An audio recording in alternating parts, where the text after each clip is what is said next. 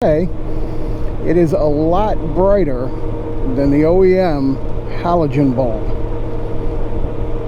Now this is a GL 1500, so you have the ability to adjust the height of the beam up and down, and I have this one set relatively low, but it most definitely casts out a lot further than the old halogen did, so pretty happy with that. I actually went on a long ride on Saturday, did about, oh, I don't know, 100 and change, 130 maybe, but it was a daytime ride, so I didn't get to really see the effectiveness of the new bulb. But now, first ride in the dark, and clearly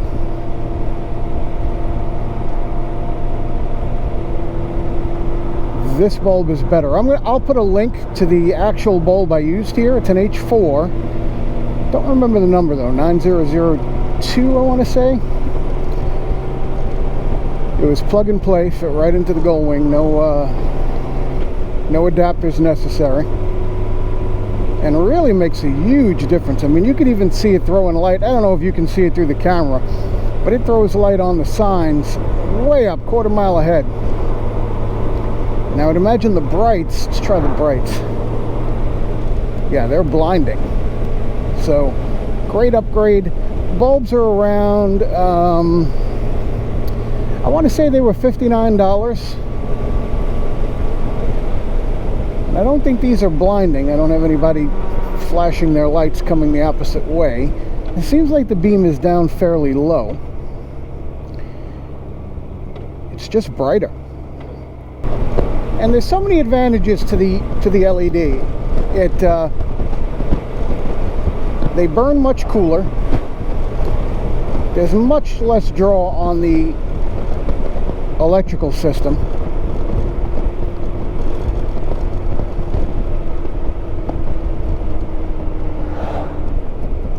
They're just more efficient overall. I mean, just like everything else, you know, technology gets better.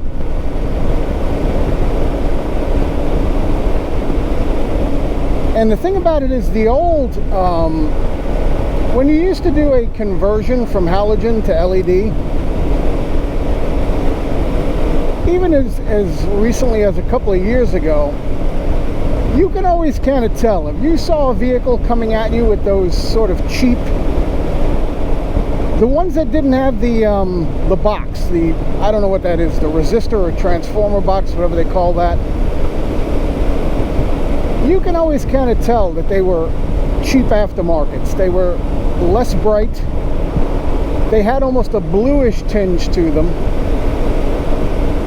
And they looked cheap. So that was just something I never wanted to do. I'm even thinking of doing these on my car.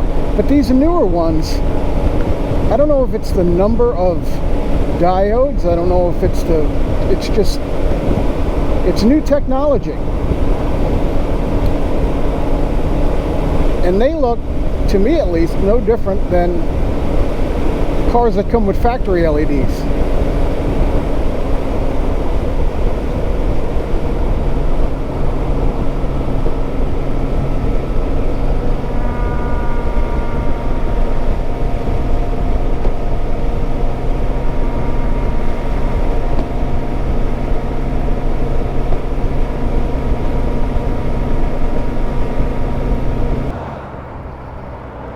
I made some adjustments to the trailer. I have one of those swivel hitches on the motorcycle trailer, and what happens is, now the idea of this is that as the bike leans, the hitch swivels, it rotates to the orientation of the bike. And the advantage of this is that, God forbid, the trailer were to roll over, it wouldn't take the bike with it. The flip side of that is that if the trailer were to roll over at any kind of speed, even if it's on its side and it doesn't yank the bike over, you know, you're still in a world of trouble. That thing's probably going to slide around and cause an accident anyway. I've thought about going with what they call a Heim coupler, which is what they use on tractors.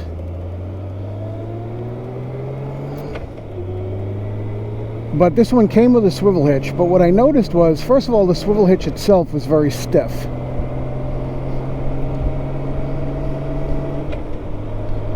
So I noticed that to move it by hand took effort. And then when I would lean the bike in on a turn and then right the bike, the hitch itself would stay cocked to the direction, would stay cocked to the direction that I turned and wouldn't right itself with the bike. It was still on there, not like it was coming off, but it just looked really awkward because you would look at it and the hitch was completely at a 45-degree angle and the bike was upright. So I contacted the manufacturer of the trailer and asked them if that could be rebuilt. Maybe there were bearings inside of that swiveling hitch. They said no lubrication required, just loosen the crown nut that it has at the front of the assembly. I did throw some grease in there anyway. But what I also noticed is that there was a little bit of slop when you tightened it. When you pushed down the locking mechanism for the ball coupler, there was a little bit of play in there. I took that play up. I'm hoping I didn't make it too tight, but I'm thinking having that play off of there will make it a little bit tighter, and maybe that's why there was just too much rotation in there and not enough grip on that ball to right itself when the bike came back upright. So hopefully that'll do the trick. We'll find out soon enough.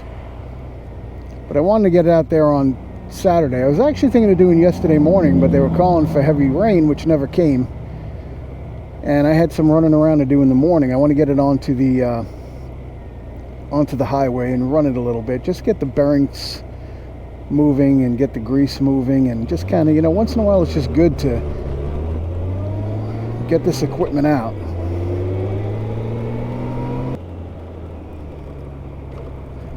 Now this is where we'll get to see the brights, because it is dark in here. Let's try them. Ooh, raccoon. Oh yeah, this is extremely bright.